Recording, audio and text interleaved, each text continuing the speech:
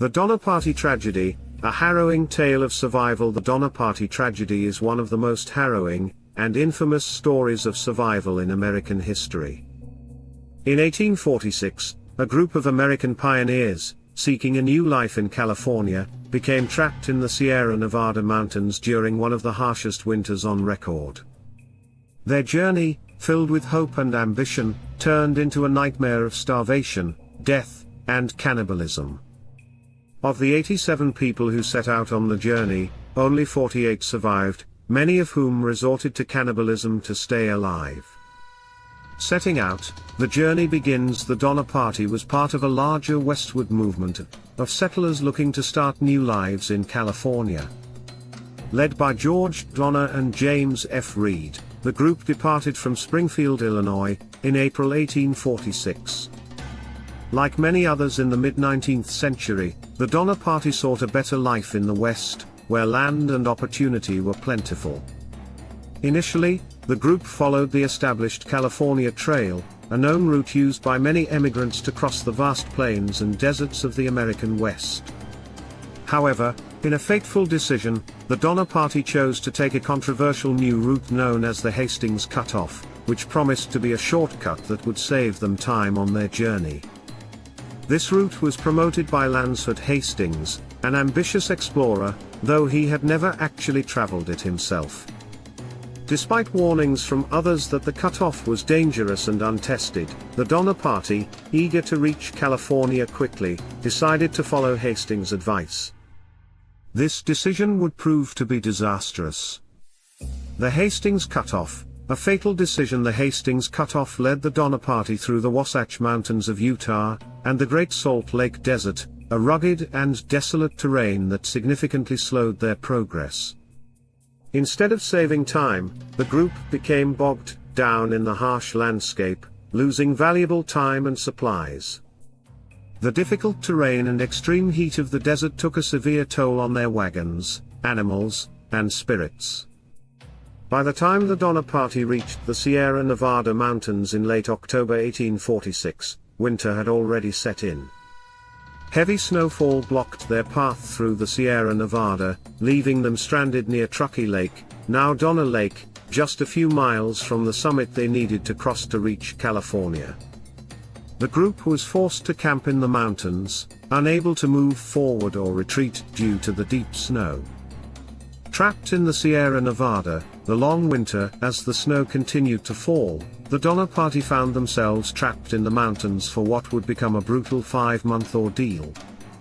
They constructed makeshift shelters and cabins near Truckee Lake, but food supplies quickly ran out.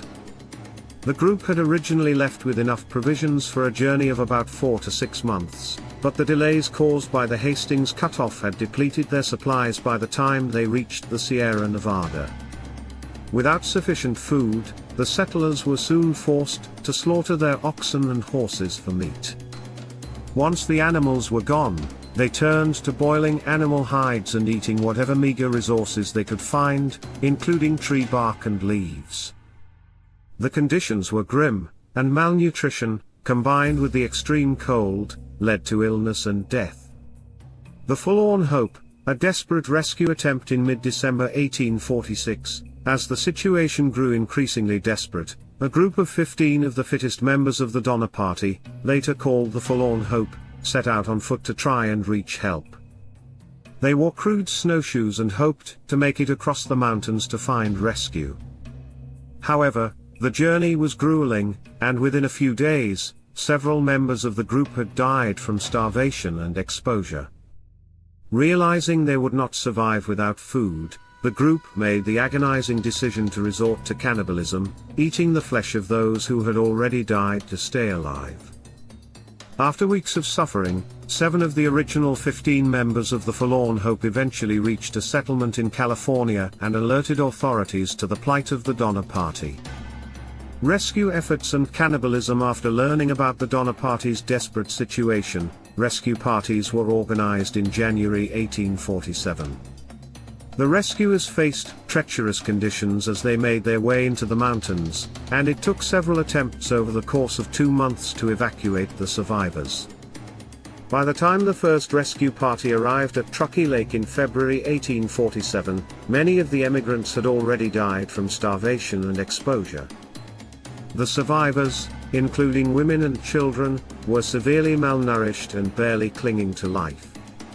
Some of the remaining members of the Donner Party had also turned to cannibalism in order to survive, consuming the bodies of those who had perished. The sight that greeted the rescuers was horrifying. Bodies had been stripped of flesh, and the survivors, some of whom had been reduced to eating human remains, were in a state of shock and desperation. The rescuers took the survivors back to safety, but due to the severe conditions, not everyone could be evacuated at once.